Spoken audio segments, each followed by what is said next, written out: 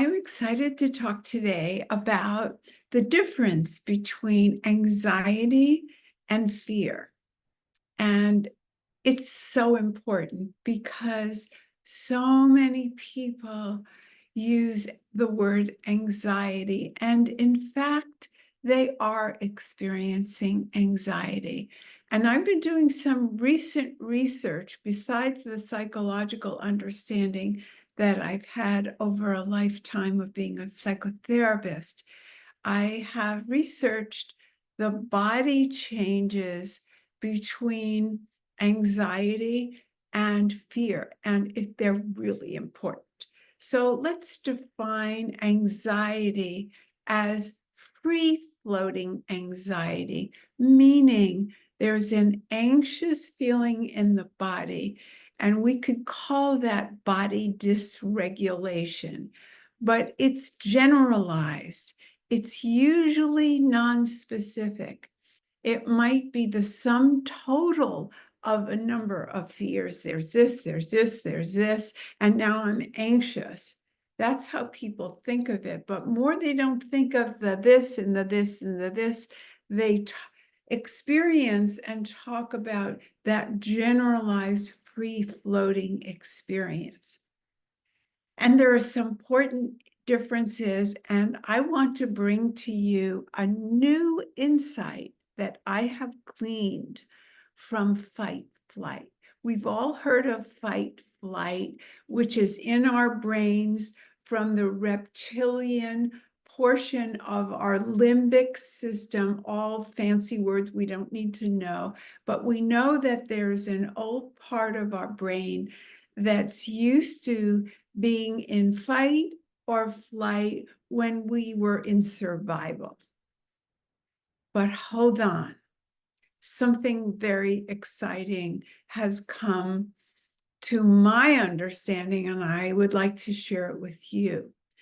Fight used to mean fighting the animals, fighting the weather, fighting for survival, like the pioneers or like our ancestors had to do. But now, fight just means really the courage to confront an issue. And it doesn't even have to be courageous in the sense of a great move. It just means an action. And let me give you an example of how small it could be.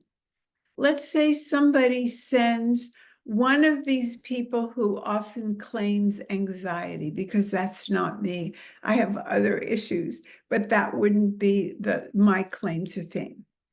So let's say somebody gets an email, and it's a scary email. There's a lot of disturbing material in it, confrontations, or even something so small as an email requesting your presence at something, and you don't know if you want to go. And so you put it down, you don't answer because you don't know if the answer is yes or no. You know, maybe you don't want to go, but you should go. So you maybe should say yes, but you want to say no, and there's conflict. Typically, a person like this won't answer the email because they are thinking they don't know what to do. They don't know what they're going to do. They don't know how it's going to turn out. And pretty soon it turns into generalized anxiety because they push the question away. They don't want to deal with it. They don't know the answer. They want to get the right answer. They want the problem to go away. And now they have generalized anxiety. But however, this is very exciting. The good news is that if a person like this takes an action and first of all answers the email and says, you know, I need to think this over. Thank you for the invitation, and I will get back to you.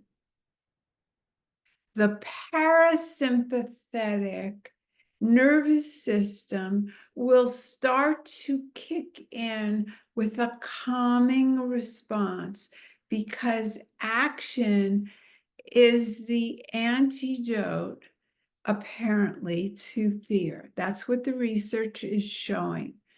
And it doesn't have to be the perfect action or the perfect answer.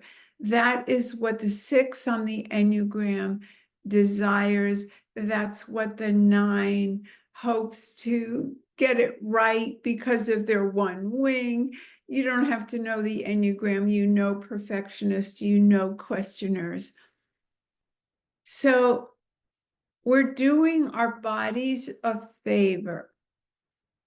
Now, it's a follow-up to that would be to, first of all, I want to say something before the follow-up. If you're a person who puts off these kinds of questions or emails that are disturbing or phone calls that you don't know the answer to, or however the situation came to you, if you're that kind of person, you might go away while you think about it. You're not thinking or experiencing how the other one is receiving your silence. And you might be disrupting your relationship when that is not what you had in mind. So writing this email, I will get back to you. It's authenticity. You're giving them the clue that this is a complicated question for you, and you're being real. So no wonder your parasympathetic system is coming down and helping to serve you with calm. What happens in anxiety is that your sympathetic system, which is your heart rate and your pulse and your muscle tension, are all kicking in, and they stay that way. And you get tense, you have body pain as a result. There's a sentence I want to read to you. It says, because anxiety often involves worry about future or imagined threats, the sympathetic nervous system may be activated over a longer period, leading to symptoms like persistent muscle tension, restlessness, and a constant state of hypervigilance. Who wants that? Now, it's up to us to decide it's not worth it. We need to just do some simple things to keep anxiety back into fear, back into specificity, the specific fear. Now, maybe you have 10 fears, but this still works. It doesn't have to be all the fears. You do them one at a time, and they don't have to be like the right one or the biggest insight. It's just you being there for you, taking care of the fears, helps you feel like a powerful, authentic person who has boundaries, who stands up for themselves. You start to feel a sense of belonging. When you hide, when a person isn't clear, when they are so into hiding and generalized anxiety, what we have is disempowerment, self-disempowerment, and a loss of respect. Yes, you're protecting yourself in your mind, but you're creating poor relationships with other people because you're leaving them hanging, even though that's not your intention. And you don't physically get your body back into regulation.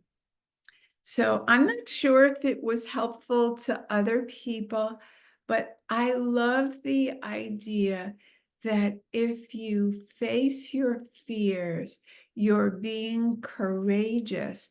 Remember, facing your fears, meaning taking an action, responding, even saying, I don't know yet, is a response. That is what was meant by fight. It means you're dealing with the situation.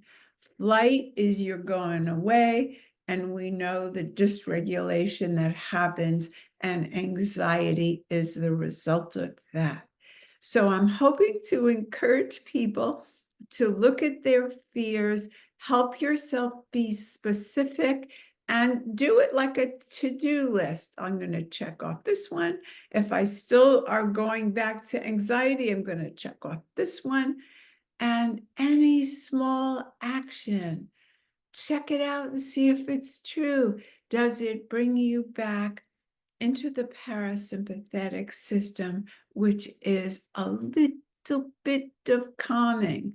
And don't look for the whole thing to be taken away. If your strategy has been fear and anxiety, to be ready for conflict and whatever trauma and family systems were going on, you're going to be more comfortable noticing anxiety than you are noticing the calming. So you're going to have to do it more than once to have the experiment be worthwhile. So keep doing it and then get back to me and let me know if it makes any difference. Bye for now.